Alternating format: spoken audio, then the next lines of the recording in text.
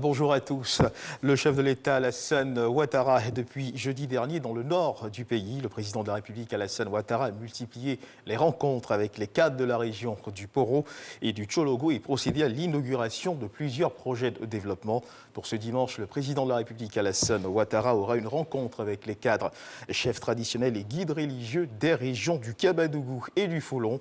Il procédera à l'inauguration du bitumage de l'axe Odiéné-Boundiali et à l'inauguration du bitumage de l'axe Béléban-Odiéné. Et la ville d'Odiéné qui a connu une ambiance chaleureuse à l'occasion de la visite familiale du président de la République, Alassane Ouattara, sur sa terre maternelle.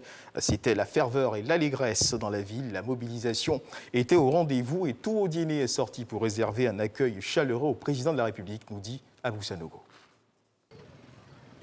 Ici, c'est Odiéné. La joie et l'enthousiasme se lisaient sur tous les visages.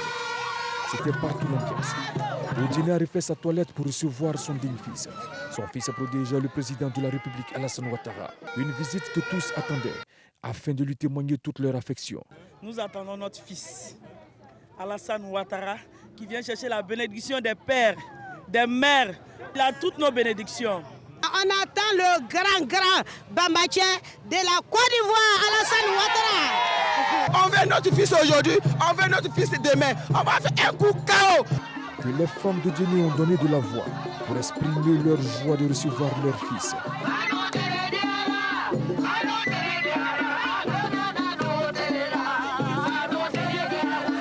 Les danseurs de la région étaient de la partie, chacune dans son style.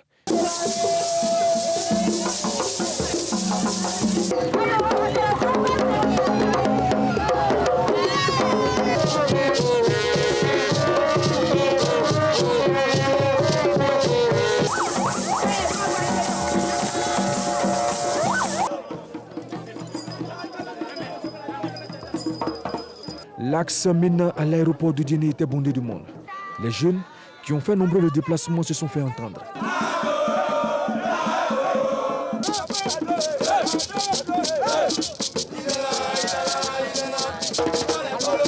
Les délégations sont venues de toutes les contrées de la ville d'Odiéné. À l'aéroport, les élus et cadres s'impatientent. Tous ont hâte de revoir le chef de l'État sur ces terres. En attendant son arrivée, l'ambiance est entretenue par les majorettes venues de Boaké.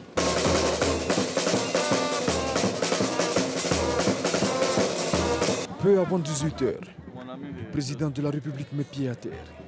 Échange de civilités avec toutes les forces vives de la région. Il met le cap sur la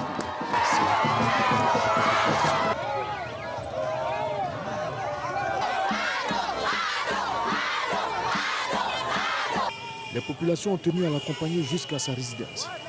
Les alentours de laquelle résidence ont refusé du monde. Véritable marée humaine. Certains ont même préféré un autre cadre pour bien voir le président de la République. C'était la fête ici. Et aussi, des moments de remerciement et de reconnaissance à l'endroit du chef de l'État. Il nous a envoyé courant. À Dabadougou, on est né, on a trouvé qu'il n'y a pas de courant. Mais il a envoyé courant, il a envoyé de l'eau, il a envoyé tout. Nous voulons prendre exemple sur Ados. Vraiment, c'est un travailleur, nous sommes fiers de lui. On est heureuse de l'accueillir. Que Dieu lui donne la santé, longue vie. Odiéné a vu le président de la République, Alassane Ouattara. Odiéné lui a démontré son affection et son attachement. Voilà l'ambiance qui a donc prévalu à Odiéné à l'arrivée du chef de l'État. Et puis sachez que le président de la République a procédé à l'inauguration de la voirie de Sinématiali, 7 km de bitume pour Sinématiali et 20 km de voies bitumées promis par le président de la République, Alassane Ouattara. Hier samedi matin à Sinématiali, la grande annonce a été accueillie avec joie et fierté par les populations et les cadres de la région. En France, le chef du gouvernement, Ahmed Bakayoko, a reçu son doctorat honoris causa de l'École des hautes études internationales de politique de Paris, une distinction qui vient récompenser la qualité de son parcours professionnel et politique.